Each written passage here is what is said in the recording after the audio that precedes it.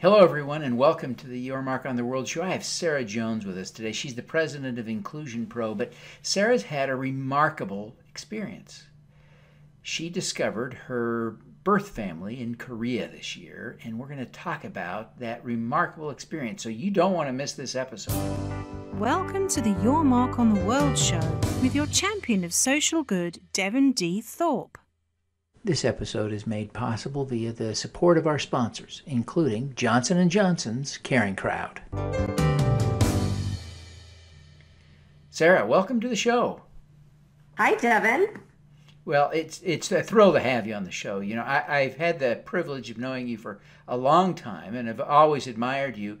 But you had such a remarkable experience. I remember that as I was reading your Facebook post about your experience of discovering your family in Korea, it was so incredible that I found myself thinking, well, certainly she's writing about someone else because no one I know could have such a remarkable experience. But it was your story. So tell us your story. Yeah, the way I have come to think about it is that my birth father had constructed a miracle that started over 43 years ago. And for me to be able to find my birth family with so little information, but to have this, way to find my family was pretty remarkable. And I didn't think much of it growing up at all, actually. I just was living my life and doing my thing. And of course, you know me from more of the business world. And so I really was so surprised that this year I was able to find my birth family using a tattoo that I was given when I was about 2 years old. And my adoptive parents had it surgically removed when I came to the U.S. when I was 3 years old. So it's actually only a little light scar. You can't really tell that it's there unless I choose to bring it up. And so for most of my life, I knew it was there. Didn't really think that much about it. I had visited Korea a few times, but I didn't really think it would be possible to find my family. And I just decided this year to just give it a try, just use social media and just see what happens. I feel like I was ready to, if something did happen, that I would be able to come to terms with meeting my birth family if that happened. And then also if I never found them, right, which is always a possibility, I had to be okay with that too. So I just started putting it out there, and I actually had to draw over my tattoo with a permanent marker so that people could actually see what it looked like and visualize it, because it's a very unique symbol, really. And just started trying to get it in front of Korean people to see if any of them recognized it at all. And so when you did, what happened? I started sharing it. And, the thing about social media, which is really interesting, is people are helpful and they don't even have to know who you are. I mean, it is really such an interesting phenomenon to have people all the way across the world helping. What had happened is somebody picked up the tattoo and the story, and it was a totally different group that was trying to help children connect with their lost families. And they just thought it was such a unique story that they shared it on their social media channels in Korea. Now, the trick with any adoptee is how do you get it in front of Koreans, right? Because no matter how many Americans I know or how many Korean adoptees I know, that just simply is not going to help.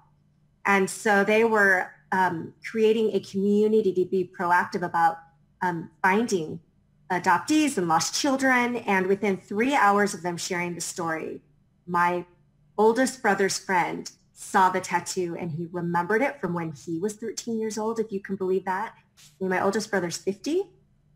Wow, so it's been 45 years. Yeah, it's been a long, long time.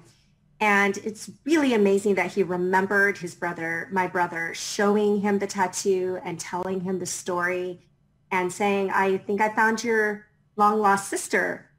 So it was pretty remarkable and really emotional for every member of the family. So you found your brother through his friend. What happened next?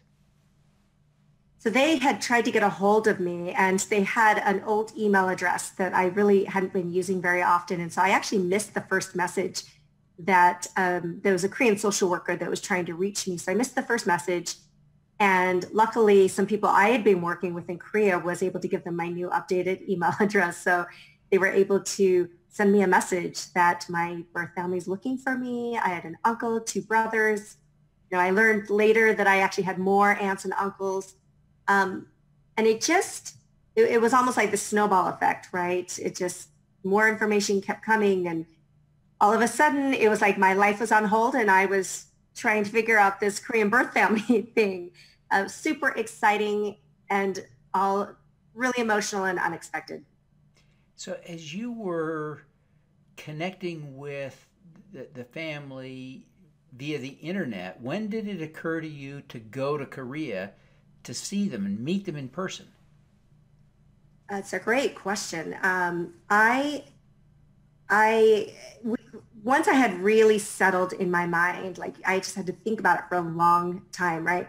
I mean, there's this skepticism because I had no idea who these people were. Of course, they had known me for, you know, they remembered me 40 years ago, but I had to come to this belief in my heart that it really was my birth family. And there's a lot of things that led up to that. But I decided I just didn't want to wait. And one of the reasons why is, I've got children, they're getting older. And if I look at their schedule and what made sense for taking them, you know, across the world, it was either October during their fall break, the holidays, which is very cold in Korea. And I was not interested in that. Or maybe waiting until, you know, the spring or after school ended. And I just felt this urgency to meet them. I just, you know, I thought, why wait? Let's make it happen. And luckily they were all able to, my aunt, uncle, and brothers, they live in 3 different cities in Korea. And they were all able to meet the same week and go to my birth city where I was born. And they were able to really reconnect me with the area, stories of my childhood, and just spend an amazing week together. So do you speak Korean, or should I ask, did you on January 1st, 2018? I do not speak Korean, unfortunately. So you visited your birth city and you met your brothers. Tell us about that experience. Well, the first place they met me was at the airport in Seoul. And so there was actually a Korean TV station that was very interested in our story and very interested in, capturing a Korean adoptee meeting her family for the very first time. So, I think it's probably kind of unusual, but we had a TV station that was at the airport. And I'm so grateful, right? Because, you know, it's not very often that you get those first few moments of like literally meeting your birth family for the first time in over 40 years to be captured on camera. And so it was just really overwhelming, just emotional, amazing. You know, everybody's trying to process the moment. I mean, it is, there's just so much happening, but there's also a lot of tears at the same time, right? Because it's truly happening for the first time. We're all just sort of wrapped up in the whole moment. So this is the first time you would have seen the tattoo that your father gave you, perhaps clumsily himself, 40 plus years ago, that is now also on your brothers. It was the secret decoder ring that he left you all so that you could reconnect. That's true. And what was it like to see that tattoo on someone else's arm? So they sent me a photo of the tattoo a few weeks earlier. So I had seen a picture of it. And, you know, it's interesting because we're not in the practice of tattooing children. And so I looked at his tattoo, my brother's tattoo, and the tattoo was the same symbol, but it had spread out, right, as he had grown older. And so I just had to sit and stare at the photo for a very long time because I'm not a tattoo expert. I have no idea what a tattoo given to a child would look like as a grown adult. And I had to process that for a very long time. And then to finally see it in person on my brother, it's just I also learned the week before that I got there, that my dad had also put the same tattoo on himself as well. Interesting. And I had no idea that he had done that. And to me, you know, it was just an emotional moment to recognize the commitment that he had to our family. Like, it's logically there, right? Because you're like, well, of course, that's how we found each other. And then to realize that my father had carried around the same tattoo his entire life, that hope that he would find his daughter, it just, you know, and he's passed away 8 years ago. So I think that also made it really emotional as well, right? That his dream for himself never happened, but it happened for, you know, his children to be able to find each other using the same tattoo. Yeah. So you have come to know your uncle, your father's brother, who remembers all of this happening. He remembered even your birthday, right? Tell us about what it's been like to glean the family history from your brothers and your uncle. Yeah, I'm really grateful that my dad has some siblings that are still alive, because my brothers, you know, even though they're almost, my oldest is 50 and the other one is just a couple years younger, they don't remember a lot of details from that time. And so it was really great to have some adults to be able to ask what happened and why and what were the circumstances, and, you know, what were some of the good memories that they remembered too, right? And that, you know, I was part of their life at, you know, from the very beginning of my birth. And so that for me helped also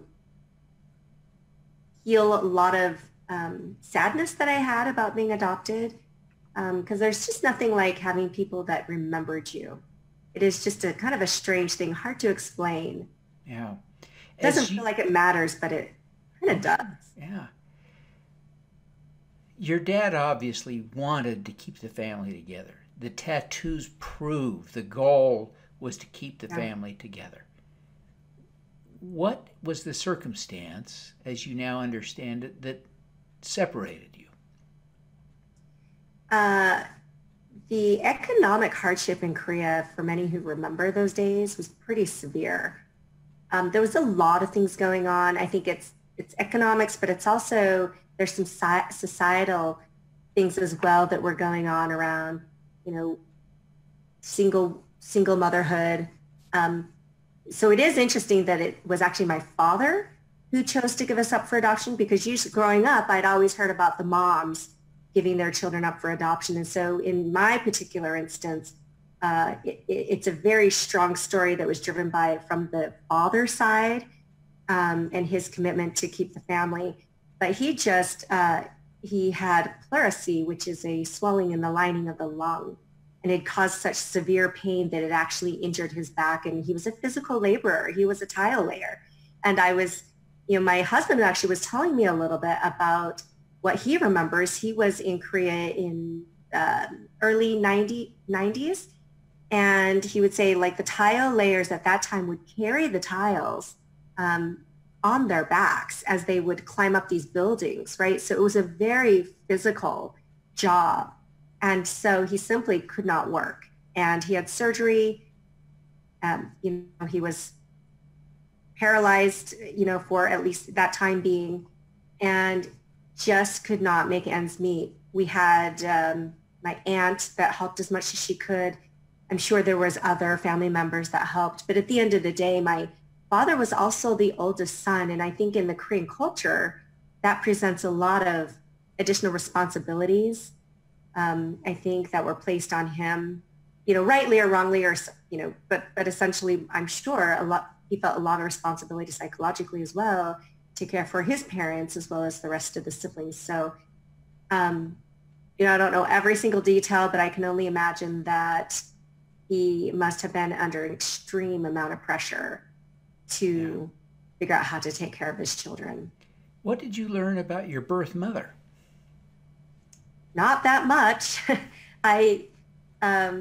In the Korean culture, when a woman, so she had left, and when a woman leaves the family, you know, it just becomes this, well, you're no longer, you know, part of the family anymore. You know, you chose to leave. And so they essentially didn't pursue trying to find her, learn about her. And back then, the way younger siblinghood worked, my aunt and uncle didn't remember that much about her, because when she came to the family, she was introduced as, this is your older sister. This is your oldest brother's wife. I mean, you don't sit around the table and get to know each other and that sort of thing. Everybody, gets back to work. And so the only thing I really remember is she said my mother was tall like me, which is ironic because all of my American friends are, I'm kind of a hobbit compared to everybody else, but I'm actually quite tall. So my mother apparently is about the same height as me. And, that's pretty much all that I learned. Interesting. Well, you have an interesting frame of reference, Sara, because of your unique experience. How does it make you feel, or has it changed in any way how you feel about your adoptive family, knowing that they took you not only and gave you, a great place to live, but they took you away, far away from your birth home and your birth culture?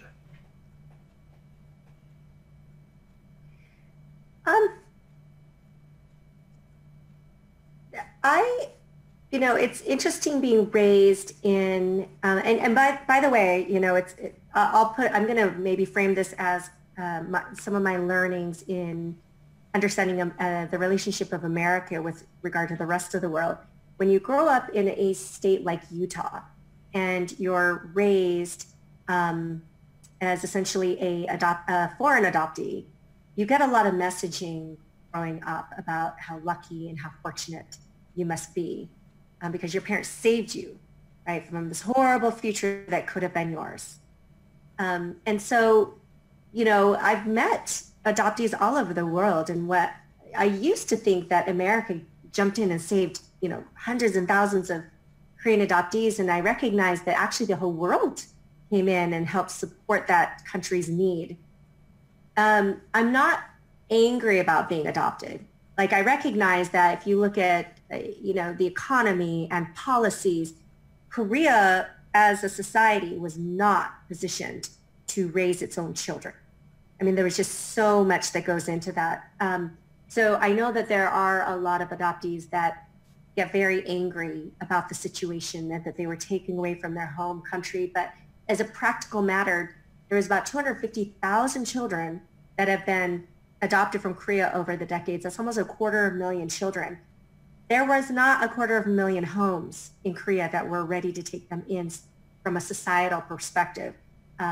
They just did not think that way.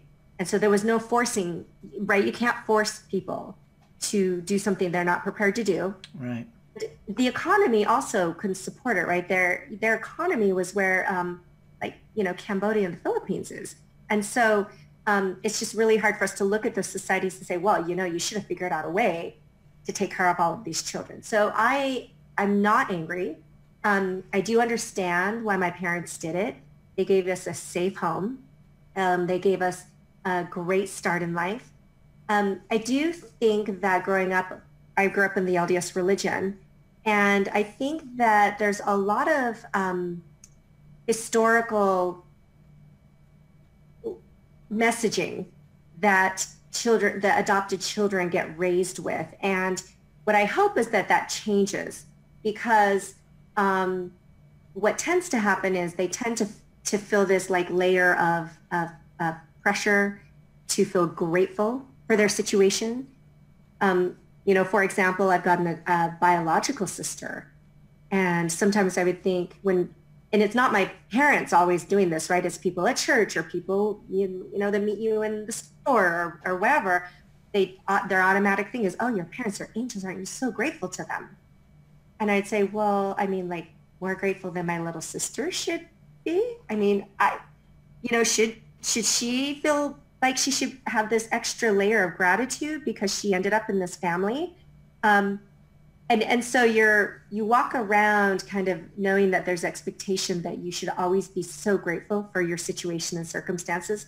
And I guess I would say, meeting my birth family and knowing that my brothers eventually ended up living with my family, that doesn't happen to every kid that grows up in an orphanage, right? So I do recognize that my brothers, you know, were fortunate that things improved and they were able to be taken back home. So there was a part of me that was really sad that that didn't happen for me too, right? That was totally possible. Had I stayed in Korea long enough. But you can't predict the future, right? It's one of those super difficult. And Korea today is a fully industrialized country. It's a thriving economy. Most of us buy our televisions and our cars from there now because we can't afford the Japanese ones. So yeah, it's a very interesting reflection. Your experience is informative and illustrative of a situation, but in fact the activity goes on. That there are a variety of motivations for adopting children. Of course, one is I don't have children, I can't have children, and I desperately want to have children. Why not adopt a child that is in a less fortunate circumstance? It may be for some parents the only option. So this practice continues, and it is primarily people with the most profoundly good intentions doing it. How would you advise and coach adoptive parents or would-be adoptive parents to think about this process as they begin it? It's a great question. You can imagine that people have kind of come through the woodwork and reached out to me and asked me that same question. And I will just qualify this in that I am a parent, but I'm not an adoptive parent, and I am not a perfect parent. So every parent is trying to figure this out, whether or not they're adopting children or not, right? But, you know, I do think just usually when parents are asking me this, it's because they're so aware of their racial issues. They are very concerned about, you know, I've adopted a child from China or Africa or Cambodia, and they are trying to be so aware of the issues. And I think that is fantastic. I think that it is great to have parents that are much more aware now than they were back then. Back then they were saving a child, but now, right, they recognize they're raising a child in a world that might not be completely welcoming to them, right? It's less about that and more about how do I create the safety that my child needs, and recognizing that they're going to come up against some situations. I would say this, I would create an environment of safety, psychological safety for the child that allows the child to lead. So what hasn't happened is for adopted children to have a voice necessarily in their own adoption and their path. So right? I mean, I didn't get to choose which home I ended up. I didn't get to choose the country. I didn't choose anything like that, right? I just got sent on a plane and away I go. And people are always wondering, well, should I send them to, you know, a culture camp or immersion schools and all of these things? And I think that children, you know, as you raise them, give them that exposure and then ask them what it is that they want. Some do want it. Some don't want it. Some just want to talk about how sad they are. Some want to talk about how angry they are. Some just, you know, want, you know, to be completely accepted no matter what they decide to do. And I think that is the trick of all parenting really, right? Is how do we create an environment, certainly lessons I'm going through myself, that accepts them for just who they are, but then also recognizes that the world that you're sending them into, you know, that will have some cultural barriers as well.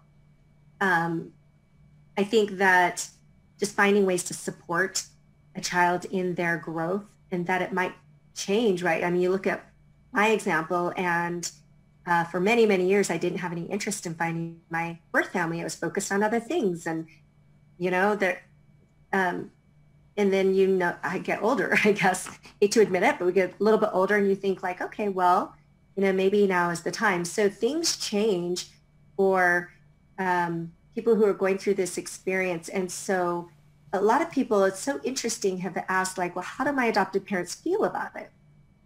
And I feel like there's this kind of overarching concern for the adoptive parents. And if an adoptive parent has built the right environment, then it actually doesn't matter what they think, right? It's about the child, and the child figure out their own journey and what it means to be themselves. Yeah. You are an expert on diversity and inclusion. How does that inform, or let me ask it the other way, how does your experience that is so fresh in your mind inform, alter, change your views and your practice about diversity and inclusion at work?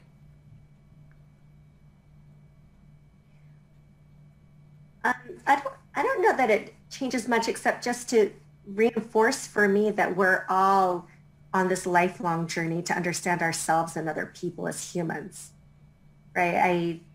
I was able to see much more closely what real Korean culture looks like by having these deep, deep interactions with my Korean family. Before, when I had visited, it was very much more superficial, much more, the shopping and the food and other aspects of Korea that you expect. But this was real interaction with, people who had lived in Korea their entire lives, and the fact that they, had this intensely personal experience with me. So we're all on this journey. And I like to remind people when they're, especially leaders, when they're building inclusive cultures, and they feel a lot of them will be a little bit, embarrassed that, I'm not as far along as I should be. What I want to remind people is it's okay. We're all figuring this out, right? I was raised by white people, and I'm really not that different from another white technology leader, right? In terms of life experience, education, all the people that I've worked with are mostly white. So my life experience isn't that much different, but it's how we come to change our mindsets, right? I have to go through that same growth and learning as a lot of white people to recognize, I remember younger in life, I used to think, I am not racist. I'm Asian. How is that possible that it's not possible I could be racist. And then you sit back and you reflect and understand all the, I was raised with white media. I was raised by, why would my mindset be any different than a white guy who was raised with the exact same culture that I was, right? And then you start to recognize like, oh, maybe I do have something to learn. And that's kind of all I wish that everybody would just recognize, is that everybody has an opportunity to learn and grow regardless of where you started from. Wow, that's a profound observation, and probably a good place for us to wrap up. Sara, thank you so much for taking the time to share your story with us. I know it's deeply personal, and you've really been vulnerable for us in sharing these profound thoughts today, and I appreciate that. You are a diversity expert and professional. Before you go, why don't you take just a minute and tell people how they can learn more about your work at Inclusion Pro and how they can connect with you personally?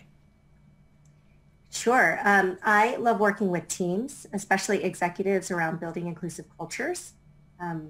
There's a study out there that says 85% of leaders want to have an inclusion and diversity plan in place or strategy. 5% do.